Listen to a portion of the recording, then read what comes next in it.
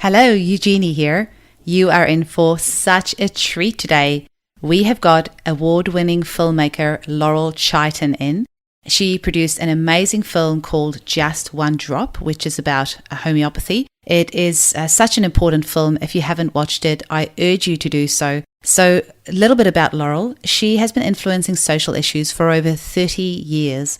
Her high-profile films have screened at film festivals around the world, at universities and at medical schools. She's won numerous awards, been nominated for a national Emmy, and been broadcast on PBS's Emmy-winning national series, Independent Lens and POV. Her previous films have gained her acknowledgement and respect from doctors, researchers, and institutions including Harvard Medical School, UCLA, MIT, and Harvard University. Laurel was an artist in residence at the Bellagio Conference and Study Center, sponsored by Rockefeller Foundation, Yaddo, and the MacDowell Colony. Before working in documentary film, Chiten was a certified sign language interpreter and involved in deaf theatre as a writer and director. She is the CEO of Blind Dog Films and a member owner of New Day Films. Her intention in all her work is to entertain her audience while educating them, and she definitely delivers that with her documentary Just One Drop.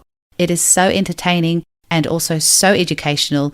Actually, since the success of her film, Laurel has become very passionate about exploring unique forms of distribution and exhibition, which led her into the world of digital marketing. So she's recently launched Your Video Angel to help entrepreneurs use video and storytelling to attract and retain customers. I know you're going to absolutely love this episode, and we'll jump right in. Enjoy. Welcome to the Homeopathy Hangout podcast, where we discuss all things homeopathy from around the world. And now, your host, Eugenie Kruger. Hello everyone, and a very warm welcome to Homeopathy Hangout. Today we are hanging out with award-winning filmmaker Laurel Chiten. A very warm welcome, Laurel. Hey, thank you. Nice to be here. You know, I just can't believe my luck to have you here today and to get to spend some time with you, because I have two favorite movies that I could watch over and over again. It is one of your films, Just One Drop. I know you've made many, but that one is my favorite and the one we'll be talking about today. The other one is Frozen 2, which is all about the memory of water. So, it's just so exciting to have you on today. But before we jump in, how did you learn about homeopathy? Oh, well, I knew actually what homeopathy was way back when I was maybe a teenager. I was very interested in alternative medicine, and I knew a little bit about it, didn't think much of it. And then as I grew up, I became a big skeptic. And I always joke and say I was from Boston, and that's the medical mecca. And so I was very influenced by that mindset. And so I started hearing about homeopathy, and I thought, oh my God, it's so stupid. Like, why does anybody spend their money on this stuff? So when I'm in Santa Fe, and I had a friend of mine who had some kind of health issue, pretty actually significant health issue, and she was waiting for this man who was an MD homeopath who lived in Los Angeles. He had retired and came back again. He was waiting for his license to come back or be renewed. And she's like, I just want to work with him. And I remember like rolling my eyes internally and like, oh my God, what is she wasting her time for? And she went out to Los Angeles to see him from Santa Fe. It's, a flight. And she started getting a little better. And I had a chronic health condition. And I remember it got exacerbated because I got in yet another car accident. And now I actually had insurance money from that car accident. And I said, I'm going to go out and see this guy. And I was really, when do people go to homeopath? They go when they're desperate, when they've seen and tried every single possible intervention. That was me. But by the time I went, I actually was open-minded. I wasn't skeptical. And then I went and met this guy. And understanding he was an MD who only practiced homeopathy because he got such good results. So I went to see him, and I remember we were talking. He knew I was a filmmaker, and he had actually seen some of my films. And he said, when you get better, I want you to make a film about autism and homeopathy, because he was working with autism. And I used to joke and say doctor's orders. And so I said, well, yeah, maybe. And then I started feeling better, and I went, okay, what kind of film do you want? And he goes, oh, nobody knows how much success I'm getting, and I want you to, really make the film about this. I said, okay, find me one family who has an autistic kid who's doing homeopathy.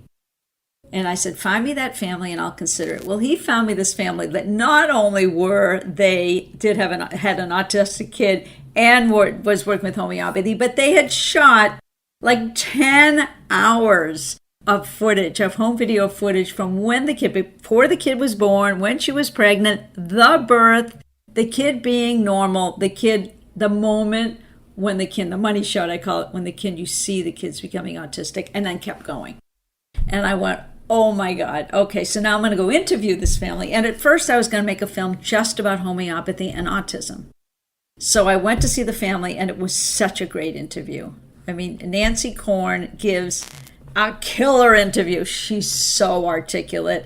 And I came away, and I remember my crew said, that was amazing, right? It was one of those stellar interviews. So I started there.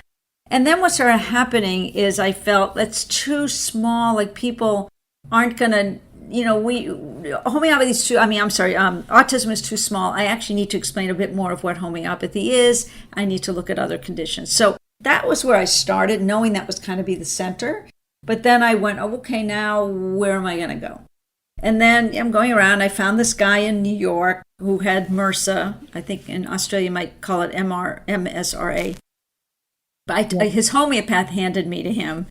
And he also, as a filmmaker, had footage. And I remember seeing his footage, and I'm like, oh my God, I love home footage that's skanky and raw. I love using that in films. So I went, okay, that's another story. And then we're moving along. I'm working with my editor. We're making this film, of which we had no real strong story. There was just this film and this story and that story, and we're talking about the history, but it was flat. It had no real drama. And then I remember this day, when was it? 2015? And after that, 2015, 2016, around there. It was November. And I remember Rachel Roberts, who's one of my main characters, wrote me and oh, no, sorry. Let me go back. Then it was March 2015. I hope I have my dates right. And the Australian report came out. And I remember it going everywhere. And that was the moment where I went, excuse me, holy shit, what's happening? So bad that it was a colleague and friend of mine in Boston who knew about homeopathy, read that report, saw the articles about the report, and said, I don't have to think about homeopathy anymore. Okay, and I'm like, that was like, oh, we got to do something about this. So I got slightly obsessed with this report. And I remember I was interviewing Rachel about it and Alex about it, sort of circling around it. So she knew my obsession with trying to debunk this report. And then she said, there's a guy in Australia who's actually doing a lot of research to try to really figure out what's going on. His name is Jerry. Tell him I sent you. I said, okay, so I'll never forget that. I had this conversation on Skype. I think it was like 11 o'clock at night, because I always have to do cuckoo hours with you people in Australia. and I had this conversation with him. I mean, I really remember it so clearly. Now, you have to understand, I was very close to finishing this film, which I thought was actually not a very good film, but we were very close. We had no money left. And I'm talking to this guy, and he's telling me this. And my memory is, he said to me, when are you coming? His memory was me saying, when am I coming? But I kind of knew from that conversation that I was going to be going to Australia. But I had no money. So I went to my executive producer, and I just told him the story. And he had given me a lot of money for this. And he said, okay, if you actually can find the story, like really find out more, I will send you to Australia. So I went, okay. So I started talking more to Jerry, and he gave me some more information. And then this is what it was. That's when he found out about the first reviewer. That there was somebody who had done the first report, submitted her findings, and she got, as they say in Australia, sacked. And so that was enough of a smoking gun. He says, I'll send you. So now I've done something I've never done in a film. I was becoming an investigative journalist, which none of my films have this kind of flavor to them. So there I was on a plane going all the way to Down Under. And It, I have to say, was amazing. It was an amazing experience. I mean, Jerry and his family put me up, and they were just, he became like my brother, and, you know, I call my Australian family. And we went and shot, and I was able to get the head of the NHMRC to interview me. He was in another country, you know, I had to get him. And then I got all these people to talk to me that worked on that, which was really interesting, because I think it was because of my former work that I had a lot of credibility and clout, because I had people from Harvard Medical School in my other films, and, you know, they were okay with talking to me. So there I was doing this investigative, you know, journalism of what happened to that report. So then that report kind of took over the film, because my editor and I were both like, oh my God, now we have some drama. And then I think it was another full year of working on that film before it was finally actually finished. So we totally changed everything. Mm-hmm. Jerry is such an unsung hero. I interviewed him for our second episode, and before that, I've had several other conversations with him just in his own time. He's so generous with his time, and what he's doing for homeopathy worldwide is just absolutely amazing. One day I hope there's going to be a statue made of him in Australia, because he deserves that. And he's so humble. He's so humble. Yeah, he's all of our heroes. He really is. He's our hero. Laurel, you know, just and you as well, you and Rachel and Alex and Jerry, I cannot thank you guys enough. The homeopathic community will never be able to thank you enough for getting this information out there, because it's so important. And people are shocked when they see this movie. They are completely shocked. How can this be happening in Australia? You know, it just seems so crazy. I think we like to think of ourselves as a free country and not corrupt, but then you have this report that's come out and all the fraud around it. And you know, anyone listening to this who hasn't seen the documentary, you're going to have to watch it now, because it will completely blow your mind. Now, can you tell us a little bit about why homeopathy is so controversial? It's been around for 200 years. Surely, you know, science has settled on it, but why is homeopathy so controversial? I don't know if I'm an expert to answer that, but mostly it's because, you know, they say there's quote unquote nothing in it, because really nobody can prove why it works. And I actually think that's the only reason it's controversial, because I think if they really could figure out the mechanism of action as to why it works with a real sound, you know, explanation that made sense to the quote unquote scientific community, I think things would change, which is why Alex is doing his work with his water research lab. But I think it really is. It's really hard to understand, because there's nothing, you know, nothing in it. And the other reason I think it's so controversial is that it's really hard to find the right remedy. So I think if every single person who went to a homeopath took a remedy and felt better, it actually might be a little less controversial. But I know for me, I'm like, the homeopaths are totally frustrated with me most of the time because nothing works, you know. So I understand the skepticism around it, but I think mostly is that there isn't something that is a clear-cut reason as to why it works. We just know it does work. And so people feel it's all anecdotal, which, you know, even though there's tests, it is anecdotal. So that's why I think that's the most obvious reason why it's so controversial. I don't know if you have your own explanation. Yeah, no, that sounds about right. It's just basically the way the remedies are made, I would say, because it's so dilute, and it sometimes frustrates me because it feels like double standards. There is, and I don't have the dates of it exactly, but I think it was the British Journal of Medicine or something like that, which had an article not so long ago where they were saying that paracetamol has been used for 100 years and they still don't quite know exactly how it works. So you don't see a whole bunch of, you know, medical debunkers going around saying, why is orthodox medicine around? Because, you know, we don't know how paracetamol works, which would probably be the most used drug worldwide. But for 100 years, they couldn't explain exactly how it works. So I just always get frustrated at these double standards. There are. And then, annoying.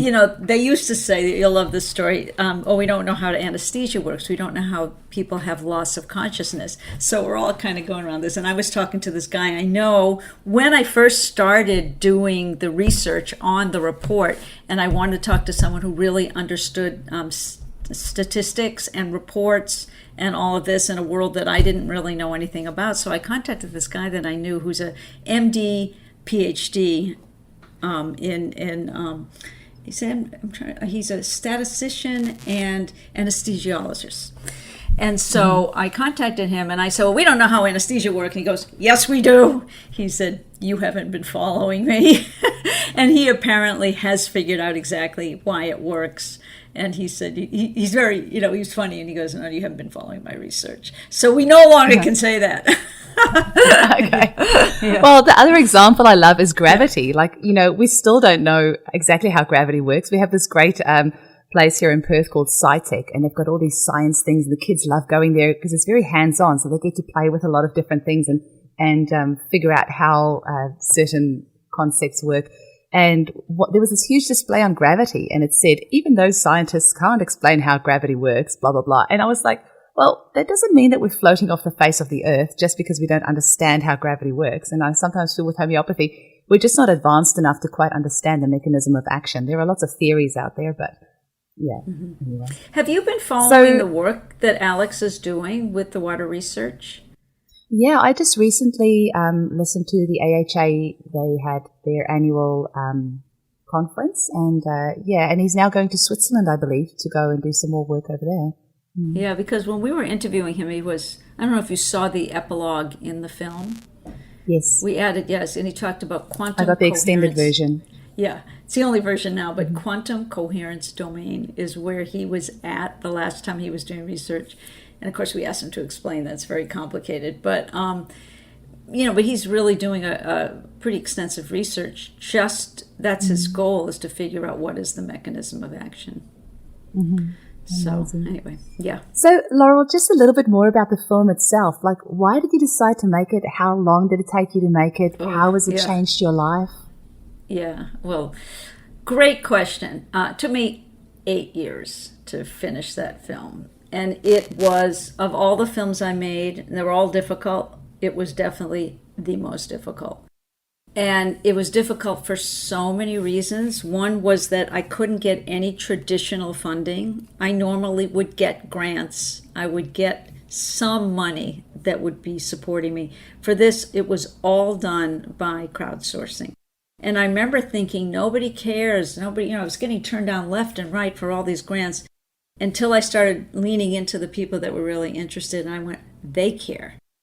So I started really nurturing that audience in a time where I didn't really know what I was doing other than I was driven by, I have to make this film.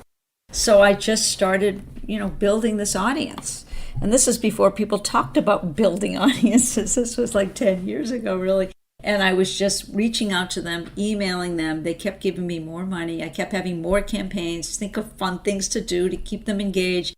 And then I started finding some really big donors. And they came on as executive producers. I had to. But it was still a struggle, and it was still not enough to really finish the film. So all of that was really, really stressful for me. But then even once I got finishing funds, the biggest stress for me was getting that calibration between the skeptics in my life who were really skeptical about homeopathy and the homeopathic community, and getting that balance so that I could make a film that those skeptical people will actually watch. So I had to align myself with them and come from that point of view so that they would enter the film, and at the same time really respect the homeopathic community. And so getting that calibration really would keep me up at night, and I'm not kidding. That was the thing at 3:00 in the morning where I can't make this film. I cannot do it. I had such anxiety about getting the story right, telling it the right way, really honoring the homeopathic community, because if I was making a film just for the homeopathic community, it would not have been that hard. But I realized that film would not really work because I really wanted to reach people that didn't know what homeopathy was. If I wanted to make a film that was clearly from a skeptical point of view, that would not have been as hard. But to get that balance, do you know what I mean? And still has really leaned towards respecting the homeopathic community. So figuring out a way that people would get that opening so that they would at least be curious about it. If that's as far as I could bring people, I was happy. So getting that note, and working also with an editor who was skeptical, because everybody is skeptical really about homeopathy. And almost everyone in my life was like that. It was very emotionally stressful for me. Mm-hmm. So how it changed my life, to answer your question, is, well, when it was done, then those same people that were giving me money, which really supported the film for all those years, who were following me, I knew that was how I was going to distribute it. And I knew since it didn't get funded by any traditional means, it was not going to be distributed by any traditional means. So it was going to be distributed how it was funded, which was all crowdsourcing. And I ended up getting in all these theaters that were really driven by people deciding they want to bring it to their community. And I opened it in London, but then toured it in Australia for a month, and I think that was the best month of my adult life. And I'm not exaggerating, and I'm not saying it just because I'm sitting across from you, in a way, virtually sitting across from you, because I went from theater to person to person, and a lot of them sold out, and just like, went from every city. What do you want to do now? What do you want to do now? And it was such a magical month for me that I honestly came away and like, wow. And I made some money with this film. And the biggest way it changed me is that I felt like I was done with filmmaking. I feel like it was really hard, and it was such a great release, and I'm done. So those big ways. But homeopathy, everything has just permanently changed me. I mean, I never look at medicine the same way. I mean, even everything going on with COVID, all of this, I'm always looking at it from a homeopathic point of view. Like that, it's hard to, once you know that, to leave that. So it affected me in a very profound way, working on that film. Probably more than any of my other films. Yeah. Yeah.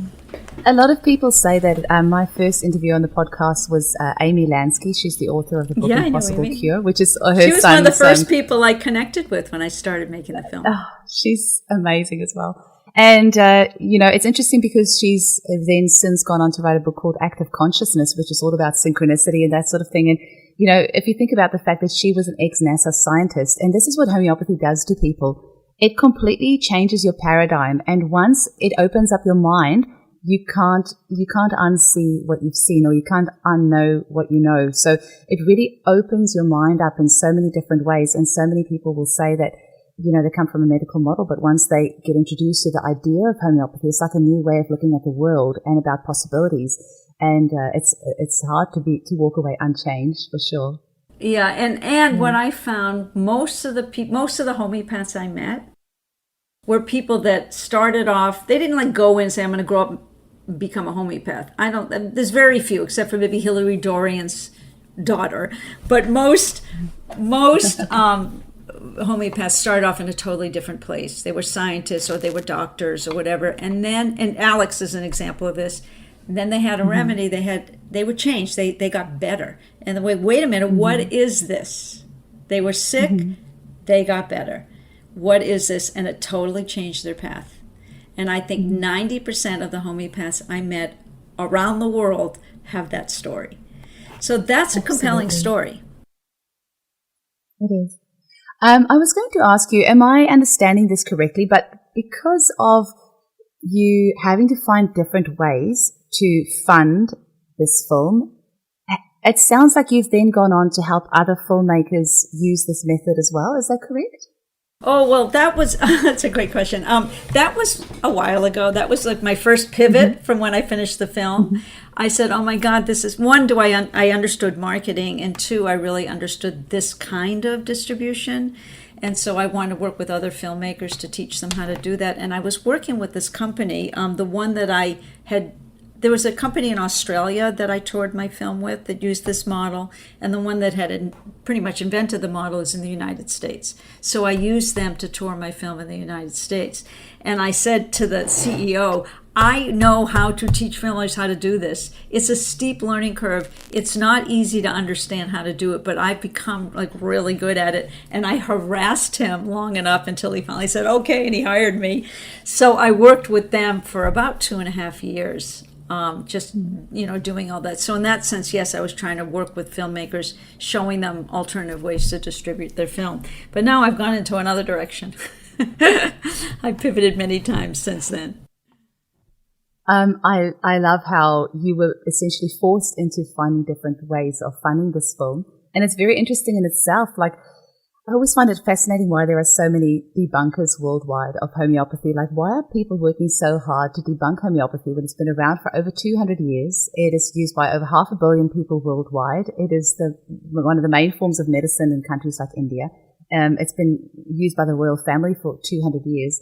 Why do you think people are not more accepting of homeopathy, and why are there such strong debunkers out there that seem to have their whole life revolved around debunking homeopathy when all we're trying to do is help?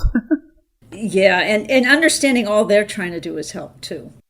And this is the True. Perspective. Yeah, and I do call them debunkers and not skeptics. Because they're like professional debunkers. And I think they're doing it for a few reasons. One is they truly, truly believe that homeopathy is bunk and they're protecting the people. And there are some that are really, that's what they do. But the other reason is, I think the underlying reason is that if they truly understood what homeopathy is and how it works, they would have what I call ontological shock, which means their whole worldview is shattered. And that is a really uncomfortable place to be. So I think that they have a lot at stake with making sure that their worldview is intact. So that's what I think that the real psychological underpinning of what is going on with many debunkers. Mm-hmm. And you know where I learned that term? I always love to say where I learned that term, ontological shock, is one of the films I made, which is a film about people that believe they're abducted by aliens, and the Harvard psychiatrists who work with them. He said the very same thing about people with alien abduction, that it was what happened to those people, it was ontological shock, because their whole worldview was shattered. Mm-hmm. So that's where I learned the term. There's a lot of parallels. Yeah. You've done, and this is a little bit off topic, but not. You've done so many different films. Can you give our listeners a quick rundown of some of the films that you've made? Oh, really? Oh, okay. Well, just a super quick rundown, because it's from everything from... Okay, my first documentary was called Twitch and Shout, and it's about people with the neurological disorder Tourette syndrome.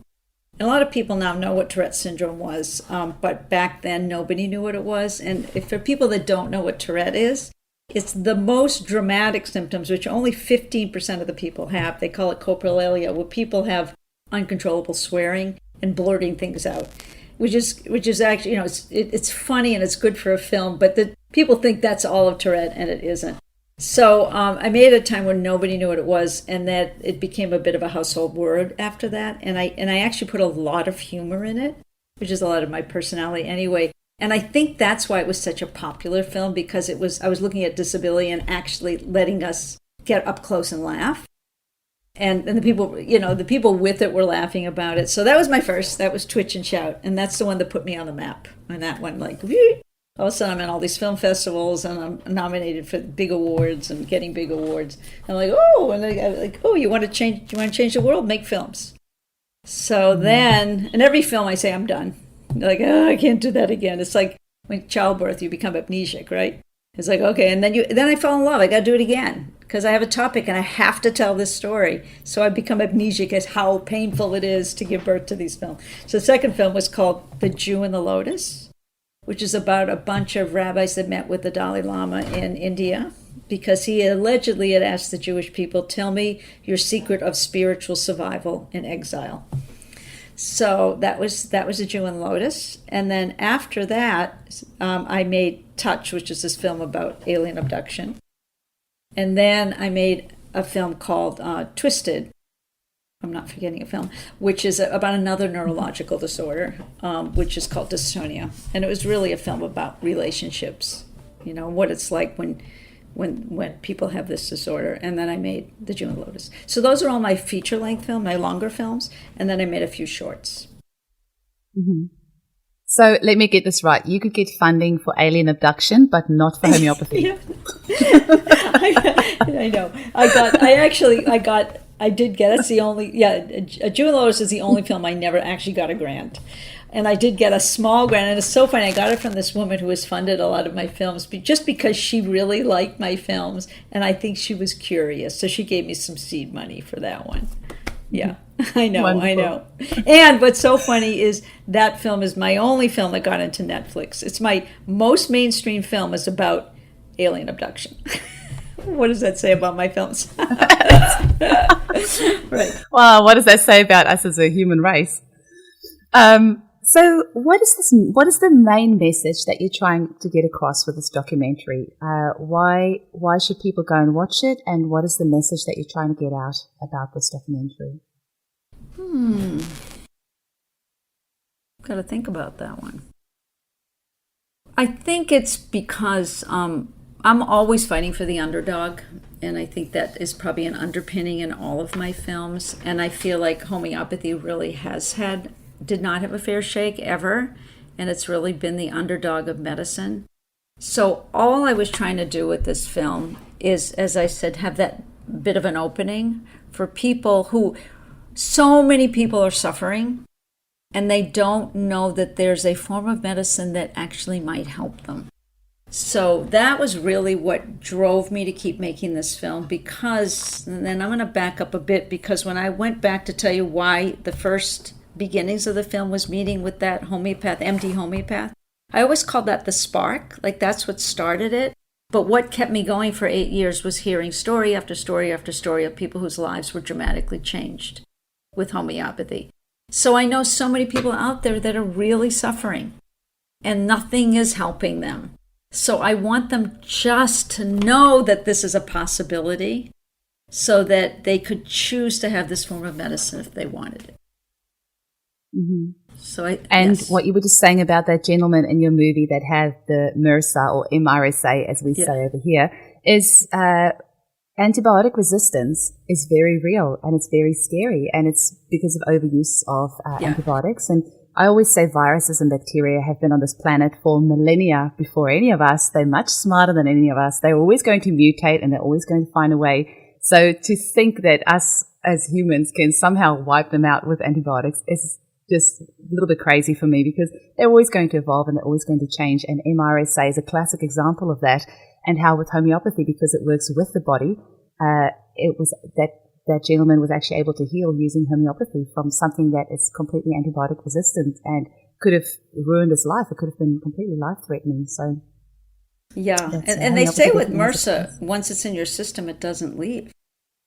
Mm-hmm. So that's what he told me. Anyways, that if he kept with that route with antibiotics, if he cut himself again, he could have had another bout of MRSA. Mm-hmm. And not even to talk about the antibiotics destroying his gut flora, which now with the gut-brain connection, we're just discovering so much more about how 80% of our serotonin is actually made in the gut, not in the brain. So we see all these people on antidepressants, but actually if we just heal their gut, it's going to help their serotonin production, which is going to help their mental health. So that's a whole other topic in itself, but that's why I believe homeopathy is so powerful. What are your hopes for homeopathy for the future, Laurel? What do you see? Where do you see homeopathy going in the future? And what are your hopes for this amazing natural medicine? Funny, I think my hopes are the same as they were years ago when I finished the film. For me, it's always about the integration of medicine. Mm-hmm. I would love to see conventional medicine and homeopathy somehow working together. And so they're not so polarized. And homeopathy is not always out here on its own. but it's really integrated into the healthcare system, and have it be the first line of defense that people use. And more than that, also, then there's another layer also I just want to say is that I would love to see more standardized care with homeopaths. In other words, I don't want it have to be for me as a user of homeopathy, as a patient, to have it my choices of medicine or my health be dependent on that particular homeopath. And I would love to see that there's more of a sharing of knowledge and resource with all of homeopaths around the world. I mean, that I don't know if homeopaths share that same dream. Yeah, can you tell a little bit more about that? I'm not sure I understand. Well, in other words, like I've been to so many different homeopaths and they each prescribe something totally different. And I would just love to see more of a share of like, oh yeah, I had this, this person had MRSA, here's the remedy I used and here's why I used it, so that there would be more of a consistency, a standardization with all of homeopaths.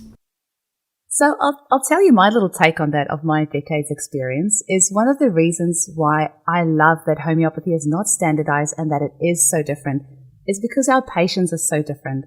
So I always say we need more homeopaths. We need homeopaths of all different beliefs, walks of life, colors, races, everything, because at the end of the day, you need to find a homeopath that resonates with you. So the way that I prescribe is not conventional at all. So I'm somebody that uses bowel nosers, endocrine sarcodes, organ supports. I'll use tissue salts alongside constitutional remedies and detoxing. So some of my clients love that. Others come to me and go, what on earth have you given me? So those clients prefer going to somebody who prescribes more classical and will give them one single remedy. It's interesting. One of my clients with children with autism came to see me, and she loved this prescription that I gave her.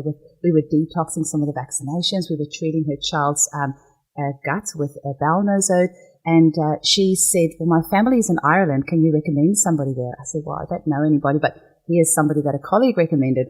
She sent the person there, and they just gave one single remedy, and she was really shocked, and they didn't have that great results. But some people really love that. So I actually love that homeopaths prescribe so differently, and I get bored very easily. And that's one of the reasons I love homeopathy is that there's so many different ways of prescribing. And I feel that as clients, or patients, they then have that opportunity to go to a practitioner that resonates with them and that prescribes the way that they like. So I like that there's different ways of prescribing. I'm listening to you and I'm reminded how for 8 years, or really 10 years altogether working on the film, how I never, ever got bored talking to a homeopath. That I find homeopaths, and I'm really not saying this to flatter you, but to be some of the smartest people I've ever met and the most interesting. And I never got tired of hearing of a case that I'd say, well, what remedy did you give? And I got to hear their whole process of coming up with the remedy. And it just gets really deep and really fascinating. So I'm listening to you now and I'm re-engaging with that part of myself. And I said, yeah, this is why that film was actually such a great experience. On top of all the anxiety I had, it was also very, very rich. Mm-hmm. Well, I have this little theory in the back of my head that I believe in another 50 years' time, because homeopathy is just energy medicine, and we're just starting to learn about, quantum energy and biology of belief, the power of the mind and all that sort of stuff. And I won't be surprised in a few decades' time if you come to a homeopath and they just say that remedy's name and the resonance of that is able to cure the person. Because I cannot tell you, Laurel, how many times I've had phone consultations, online consultations.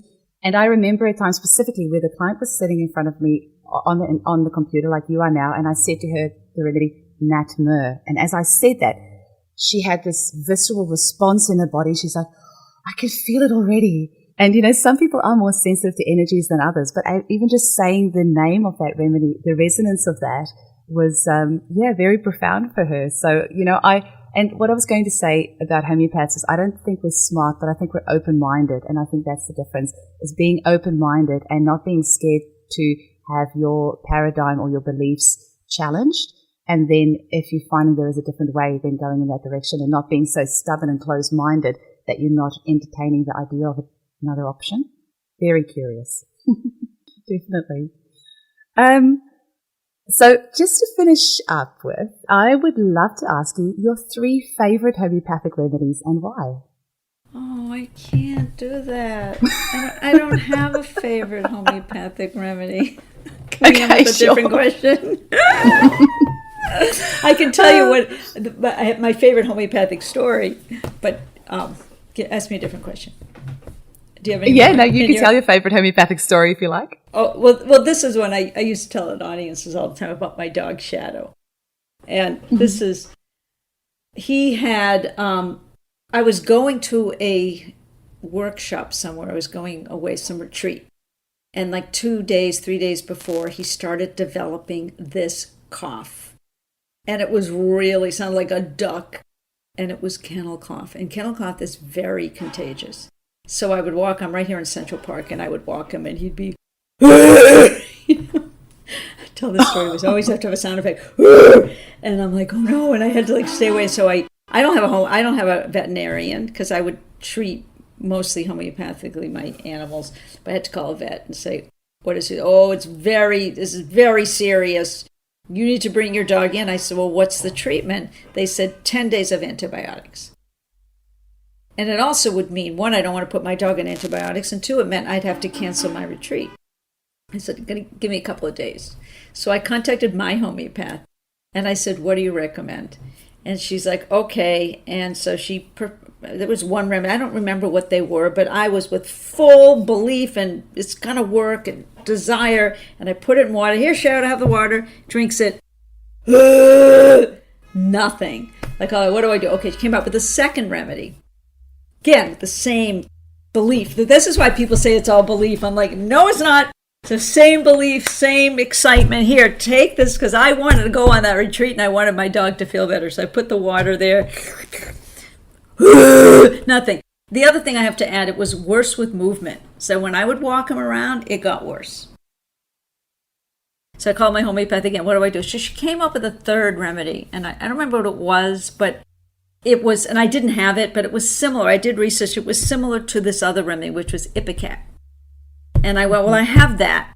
Let's try that. So now I don't think it's going to work anymore. I'm like, homeopathy is bunk. It doesn't work. Let's just try one last time. Put it in the little thing of water. Gave it to my dog. He took a little bit of drink. It totally stopped. I'm like, nah, that couldn't be. So remember I said worse with movement? I put the leash on. Come on. And I'm dragging him. We're going to go for a walk. And I'm dragging him around. Nothing.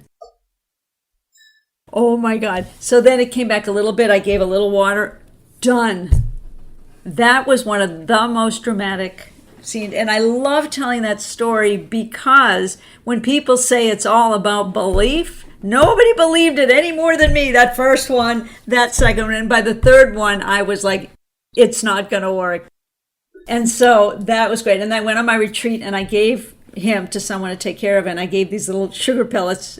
You know, they think I'm crazy. I said, if it starts again, just put this in water. It never, ever came back. People go on, oh, it's belief. And I'm like, yeah, you tell that to a mother who has a kid with an ear infection, that they believe in the antibiotics and they don't work, and they're given a homeopathic remedy of which they do not believe it's going to work, and it does. We hear that story over and over again, and often with animals and with babies, I find we get very quick results because their vital force is it's not as suppressed. So the older we get, the more pharmaceuticals and interventions and suppressions on all levels we've had. So often we do need more remedies to really get that vital force to kick into gear. But with dogs and babies, often they haven't had as much intervention so often. So Laurel, how can people get a hold of you? How can they engage with your work? How can they find out more about what you do? Okay, that's great. Well, I will tell you what I'm doing now. I told you I pivoted again, and I've developed this company. It's called Your Video Angel, and I help entrepreneurs, specifically course creators and membership owners and entrepreneurs, how to use video in their business. And I just had a workshop where I teach them how to make video testimonials, and it did really well. So I'm launching this new business. So the best way to reach me, you could go to my website, which is yourvideoangel.com, or you could write me. My what's the best email for me to use? If you want to know more about Just One Drop, you could just go to the website, which is justone-dropfilm.com, and you can get all the information you need there. And then there's always my email, which I could give you if you want to connect it on the podcast. You want me to say it here? Or yeah, sure. Go for it. I'll have it in the show notes anyway. Okay. Well, probably the best for this film, you probably should go to justonedropfilm@gmail.com. Mm-hmm. That's probably the easiest. And let's face it, if you type in Laurel Chiten in Google, you're the very first person to come up. So it's not very hard to find you. I'm the only one out there. Yeah, absolutely. Oh, Laurel, I can't thank you enough for your time. Thank you for creating this incredible documentary. It's touching so many lives. It's waking people up. It is just such an important piece of work. I really urge everyone to go and watch it if you haven't already. You can rent it or buy it for very cheap online. So, or people can still arrange movie screenings and things like that if they want, and they can get in touch with you about that as well. But go and watch this documentary. It will open your mind. And thank you so much for your time. I really appreciate it. If you mention Homeopathy Hangout, then you're going to get 2-for-1 DVDs sent to you. Mm-hmm. So I've got the physical DVD, and I purchased the online copy, and that physical DVD is great with, well, the online one too, but just all the deleted scenes and all the extra bits, and it's, wonderful. I highly recommend it. So anyway, thank you so much. This was really fun. Such a pleasure. Thank you so much. Okay, take good care.